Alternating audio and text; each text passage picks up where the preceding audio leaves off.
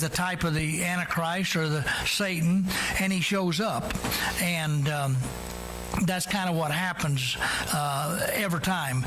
We find out because of Sennacherib. Here it says, and after these things and the establishment thereof, Sennacherib, the king of Assyria, came. And so, again, after all these things happen, Sennacherib shows up, and because he showed up, if you go on through the story there, and his attitude about the things God changes, so God does change his plans and everything, and because of what goes on there, Sennacherib comes in, and he shows up, and God allows him to do this, but he got carried away and with what he was going to do to Israel. And so if you remember, God sent an angel that night, 185,000 of his men, and then when Sennacherib fled back to his home, why, his two sons killed him. And so that's all what went on there. So in verse 1, there you go. All right.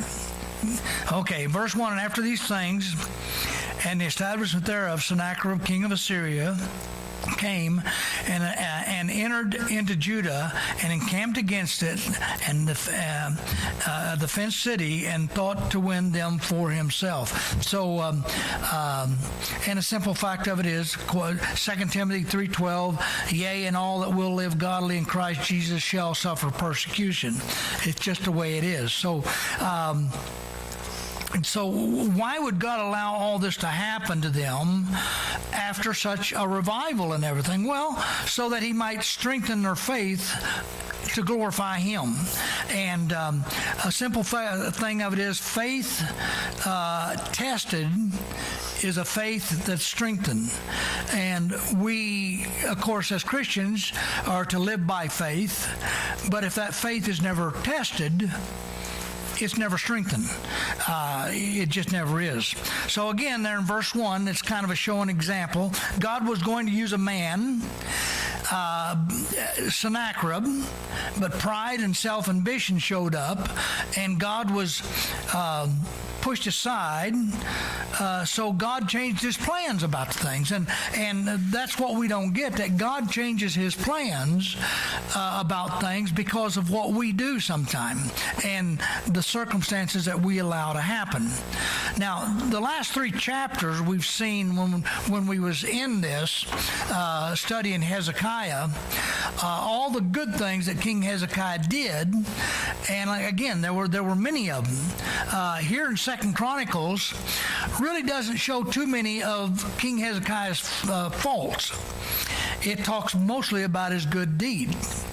And but go, flip back to 2 Kings chapter 18.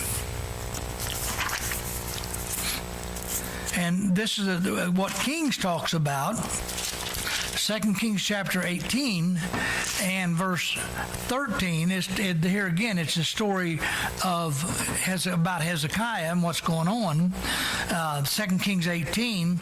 Look at verse 13. Now in the 14th year of King Hezekiah did Sennacherib, king of Assyria, come up against all the fenced cities of Judah and took them. And so we can see that he took them, and it's the same story we're reading in Chronicles. It didn't say that over in 2 Chronicles, though, that he took all the cities, but he did here. The fenced cities are and actually they would be the hard ones to capture. There was a lot of outlying cities, but we don't get that over in Chronicles. Then look at verse 13. Now in the 14th year of King Hezekiah did Sennacherib, king of Assyria, come and against all the fenced cities of Judah and took them. And Hezekiah, king of Judah, sent to the king of Assyria, to Lachish, saying, I have offended. Return from me that which thou puttest on me will I bear. And the king of Assyria appointed unto Hezekiah, king of Judah, 300 talents of silver and 30 talents of gold. And so what right does a Jewish king who just got right and now he's facing trouble just from the devil, what right he's trying to pay off another king. He's going to a heathen king to pay him off so he'll leave them alone instead of going to God and have God to take care of it. There's just things that goes on in life that again, God blesses him. They have a great revival. Things go right. Trouble comes, and what does he do? Instead of going back and turning it over to God, he goes and hires an unsaved king to come in and help him. And it just kind of smacks God in the face, and we do that all the time. At verse 14, and Hezekiah king of Judah sent to the king of Assyria to Lachish, saying, I have offended. Return from me. That which thou puttest on me will I bear. And the king of Assyria appointed unto Hezekiah king of Judah 300 talents of silver and 30 talents of gold. And Hezekiah gave him all the silver that was found in the house of the Lord and in the treasure of the king's house. So notice what he's done here. That this great king is stripping the temple of his God to pay this guy off. Verse 16, at that time did Hezekiah cut off the gold from the doors. Notice that. He's totally desecrating the temple of God to pay this guy off. At that time did Hezekiah cut off the gold from the doors of the temple of the Lord and from the pillars which Hezekiah king of Judah had overlaid, and gave it unto the king of Assyria. So this is peace at any cost. Okay. In other words, that's a lot of country. We've got a president that kind of looks at it that way now. Grow the church at any cost, as long as it gets the members. No, that's not the way it's done. Verse 17, and the king of Assyria sent Tartan and Rabzaris and Rabshakeh from Lachish to King Hezekiah with a great host against Jerusalem. And they went up and came to Jerusalem. And when they were come up, they came and stood by the conduit of the upper pool, which is in the highway of the fuller's field. So, verse 17, what's just happened? Hezekiah begged, borrowed, stole everything he could get his hands on to pay this guy off, and he attacks anyway. And that's what, you can't make a deal with the devil. That's just the way it is. And when you sell out your soul to the world or the devil, don't be surprised when they don't hold up their end of the bargain. They're not going to do it. And we treat people like that we think they're going to hold, and they have, I guess you might say, it's not in them to hold up their end of the bargain. So either compromised are compromising, and that's what he's doing here, just to try to keep this guy away from him. It really solves nothing. The devil, the flesh, and the world are never satisfied with what you compromise. Simple fact of it is, you give a little, it's going to want more, and that's what's going on here. You can't deal with the world, the devil, or the flesh. You can't buy, talk, or move yourself out of a situation in cases like this. So you just need to go to God and let God take care of the thing and leave it to Him, because all we do is dig ourselves deeper in the hole of what we're trying to accomplish. And then verse 18, and when they had called to the king, there came out unto them Eliakim, the son of Hilkiah, which was over the household, and Shebna, the scribe, and Joah, the son of Asaph, the recorder. So all of his efforts accomplished him nothing, and it won't accomplish us much either. You might as well just turn it over to God and stand and fight with God as your king and let him do things. We know that this historically took place with Hezekiah. Okay, but we also know that there must be a doctrinal meaning, and it does. What King Hezekiah is recording in the book of Kings and Chronicles is also chronicled or recorded in Isaiah chapter 36, 37, and 38. And so it's one of the places that 3 different times God records this whole thing about Hezekiah. So you'd think it must be pretty important for him to do that. Look at Jeremiah. What goes on here is one of the greatest things in the Bible. It's recorded so many times. Jeremiah 51, or 50, I'm sorry. Hey, Justin, is there a bottle of water back there? Chapter 50 of Jeremiah, and look at verse 17. Israel is scattered sheep. The lions have driven him away. Notice that. The lions, we talk about Sennacherib being a type of the Antichrist, and the lions, and God's using this doctrine, thank you, this doctrinal point here. And so what does it say over in 1 Peter chapter 5 and verse 8? Be sober, be vigilant, because your adversary, the devil, is a roaring lion, walketh about seeking whom he may devour. So in verse 17, we have these Israel scattered sheep. The lions have driven away. First, the king of Assyria had devoured him. Now notice, first, Sennacherib is here is compared to a lion, as Satan is. And then verse 18.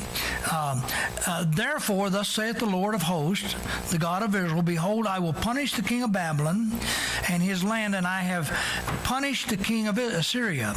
And I will bring Israel again to his habitation, and he shall feed on Carmel and Bashan, and his soul shall be satisfied upon Mount Ephraim and Gilead. Verse 20. In those days, so you got your context doctrinally, what you're dealing with. In those days and in that time, saith the Lord, the iniquity of Israel shall be sought for, and there shall be none. And the sins of Judah, and they shall not be found, for I will pardon them whom I reserve. So here, in those days, again, it's giving you what's going on. It's referring back over to Revelation 17. It's a strange thing. It's just the place where Nebuchadnezzar and Sennacherib is compared to the Antichrist. The context is the tribulation, okay? So that's our doctrinal point of it. Verse 20. In those days, that gives you where it's at. It shows that it's a tribulation period. Now, look at Jeremiah 51. And, look at verse 34. Nebuchadnezzar, the king of Babylon, has devoured me. He has crushed me. He has made me an empty vessel. He has swallowed me up like a dragon. What's that? Revelation 12. Okay. The dragon. Who's the dragon? It's great red dragon, Satan, in Revelation chapter 12. So all this is the doctrinal point. Now look at Micah, right after the book of Jonah, I think it is.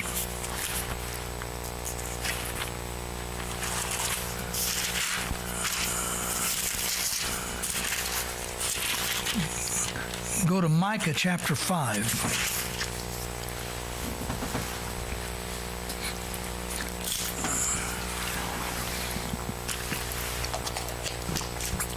Are we on camera? Okay, all right. Okay, Micah chapter 5, and look at verse 2.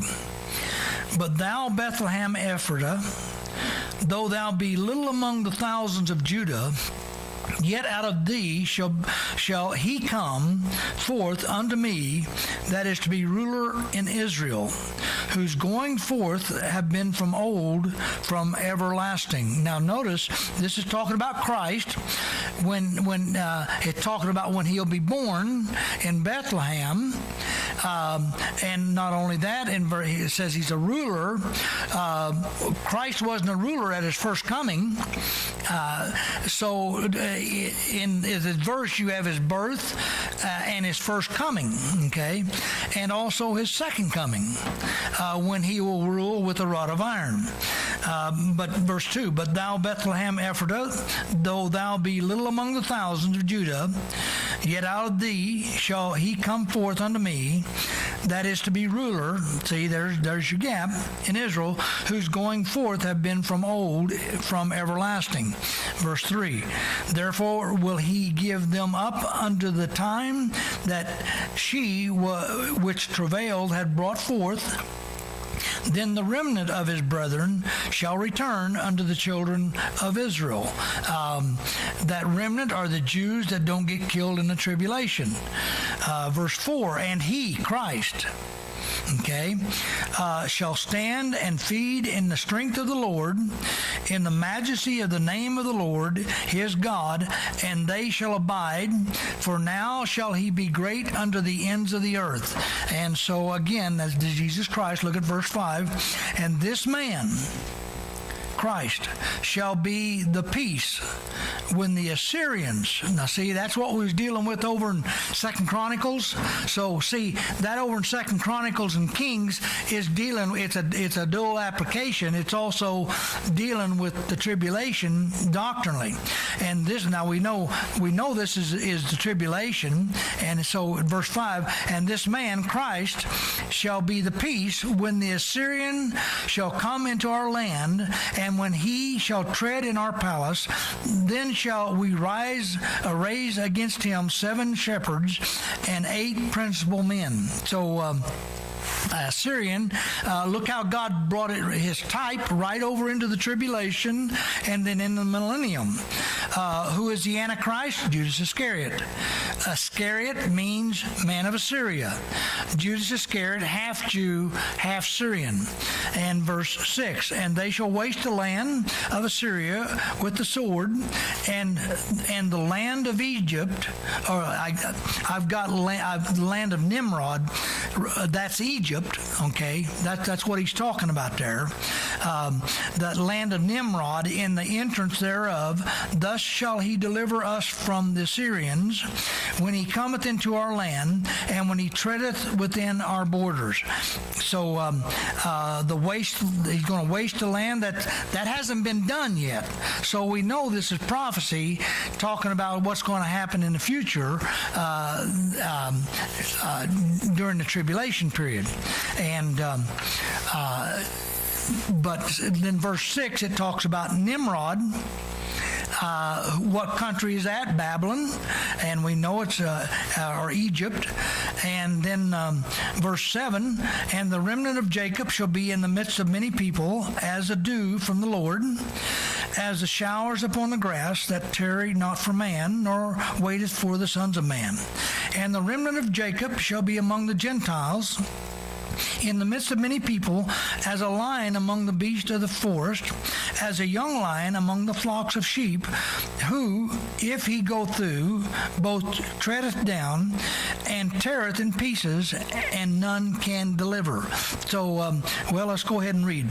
Thine hand shall be lifted up upon thine adversaries, and all thy enemies shall be cut off. And it shall come to pass in that day, see, God's showing you again what he's dealing with here in the tribulation, saith the Lord, that I will cut off thy horses out of the midst of thee, and I will destroy thy chariots. So in that day, showing it here, look at verse 11, and I will cut off the cities of thy land, and throw down all thy strongholds, and I will cut off witchcraft out of thine hand, and thou shalt have no more soothsayers. See, that's all going to be in the tribulation, witchcraft and all that. It's just going to be propagated more and more. Verse 13, thy graven images also will I cut off, and thy standing images out of the midst of thee, and thou shalt no more worship the work of thy hands. They're involved in idolatry. That was a big sin of Israel, and we're going to get into that the next service. So it's good to see that what as Israel was always involved in, that got them in trouble, was idolatry. Okay.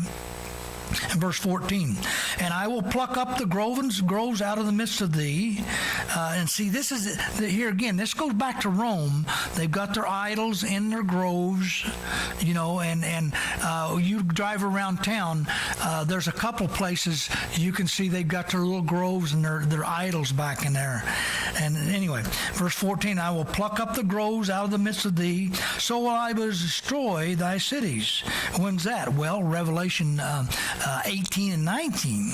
And I will execute vengeance of anger and fury upon the heathen, such as they have not heard. So again, you can see what's going on here. The whole thing is nothing but the second coming of Jesus Christ. Now, who's the greatest type of the Antichrist in the book of Exodus? It's going to be, we got two anointed ones in the book of Exodus. They will turn water into blood, and the type of Christ, I should say, and bring the plagues just like they did in Exodus. And here in the tribulation, Moses and Elijah will be doing that again. Look at, go back over to Exodus chapter 1.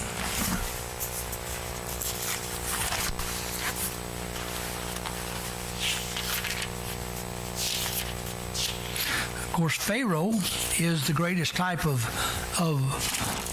Antichrist in the book of Exodus, and then you have your prophets and your priests. Look at Exodus chapter 1. Look at verse 7. And the children of Israel were fruitful and increased abundantly and multiplied and waxed exceedingly mighty, and the land was filled with them. Now think about that. The land was filled with them. Now there arose up a new king over Egypt, which knew not Joseph. And he said unto his people, Behold, the people of the children of Israel are more and mightier than we. Now, of course, will you explain to me how the children of Israel that lived in an area called Goshen, which is just one little section of this country of Egypt, but this king says that these Jews are more and mightier than we. He's not talking about the Egyptians. Okay? Why? Because this Pharaoh is not an Egyptian. He's an Assyrian. Now, who are we talking about in Chronicles? The Assyrian that came up against Hezekiah. That's going to come up against Jesus Christ. We've been seeing that. So this Pharaoh during the time of Exodus was not an Egyptian. Look at verse 10. Come and let us deal wisely with them, lest they multiply, and it come to pass that when there falleth out any war, they join also unto our enemies. Well, who was the Assyrians? Who was Pharaoh's real enemies? The Egyptians. They had conquered them. Okay? And fight against us, and so get them up out of the land. And so go to Isaiah 52. We're not really off of our topic here. It just went from a current time into the tribulation period. And in this Syrian, a type of the Antichrist, Pharaoh was a type of Antichrist, Assyrian, because he was Assyrian. And look at Isaiah 52. Look at verse 4. For thus saith the Lord God, my people went down aforetime into Egypt to sojourn there, and the Assyrian oppressed them without cause. Who's that Assyrian? Pharaoh. And you can't get people to understand that sure, they multiplied, but Goshen was just one little area in Egypt. And they multiplied, they did.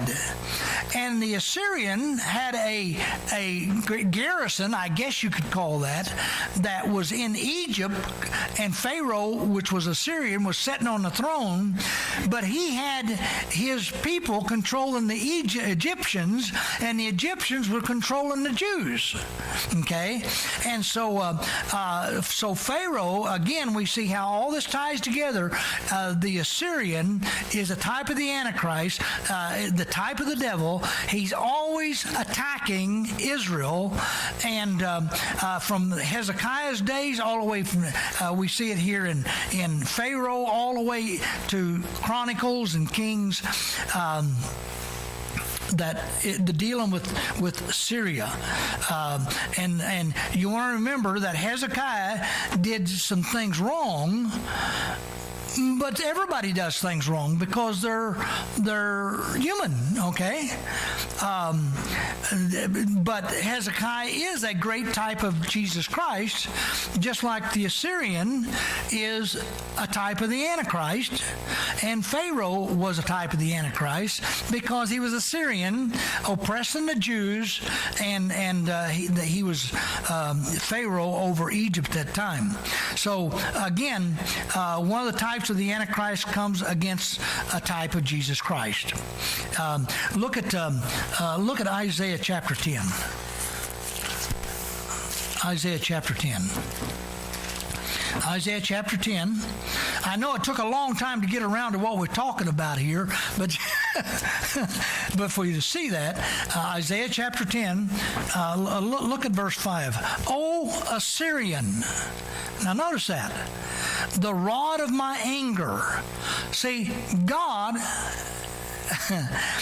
hates that thing. All his wrath is on O Assyrian, the rod of my anger, because he used Assyria to whip up on Israel. Okay? God allows Satan and his imps to affect us, to get his word, to move us. So he's, O Assyrian, the rod of my anger, and the staff in the hand is my indignation. God says that he's going to use a heathen country to correct his people. Look at verse 6. I will send him against a hypocritical nation, and against the people of my wrath will I give him a charge to take the spoil and to take the prey and to tread them down like mire of the streets. Who's he talking about? Israel. And so he says, I will send. If you remember, Sennacherib said that God sent him to destroy Hezekiah. God did. But the problem was that the pride got into the thing, and he was going to win them for himself. And that's the way the heathen, and you can see that all through the Old Testament, what happened. It's pride. Proverbs 16:18. Pride goeth before destruction, and a haughty spirit before a fall. Look at verse 7. Howbeit he meaneth not so, neither doth his heart think so, but it is in his heart to destroy and to cut off nations, not a few. See, that's that Assyrian. And so, for he saith, are not my princes altogether kings? Is not Calno as Carchemish? Is not Hamath as Arphad? Is not Samaria as Damascus? As my hand hath found the kingdoms of the idols, and whose graven images did excel them of Jerusalem and of Samaria. Now look at that thing. What chapter are we in? We're in chapter 10. And what is the 10 the number of? Gentiles. God is quoting Sennacherib here. That's what he's doing. God is quoting what Sennacherib said. And that's what's going on. Look at verse 10 again. As my hand has found the kingdoms of the idols, and whose graven images did excel them of Jerusalem and of Samaria. The kingdom of idols.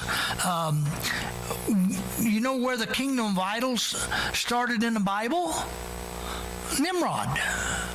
Okay? Babylon, and she's called Mystery Babylon the Great, the mother of harlots, in Revelation 17. Now, so this is the devil bragging through Sennacherib of what he's done. Verse 11, shall I not, as I have done unto Samaria and her idols, so do to Jerusalem and her idols? Wherefore it shall come to pass that when the Lord hath performed his whole work upon Mount Zion and on Jerusalem, I will punish the fruit of the stout heart of the king of Assyria and the glory of his high look. So that hasn't happened yet. It will be a big ecumenical movement to get all the people together. And for he saith, by the strength of my hand I have done it, and by my wisdom, for I am prudent, and I have removed the bowels of the people, and have robbed the treasures, and I have put down the inhabitants like a valiant man, and my hand hath found as a nest the riches of the people, and as one gathered eggs that are left, have I gathered all the earth, and there was none that moved the wings, or opened the mouth, or peeped. Shall the axe boast itself against him that heweth therewith, or shall the saw magnify itself against him that shaketh it, as if the rod should shake itself against them that lift it up, or as the staff should lift itself up itself, as if it were no wood? And so anyway, it's just a big hodgepodge there. So, all right. So you go back to 2 Chronicles, and we'll just close. Verse 1, after these things and the establishment thereof, Sennacherib, king of Assyria, came and entered into Judah and encamped against the fenced city and thought to win them for himself. And so, but that whole thing is dealing with doctrinally, sure it happened historically, but doctrinally it's dealing with, again, who's God dealing with? Sennacherib. So any questions or comments? Took a while to get that out, but anyway, so all right, let's take a break.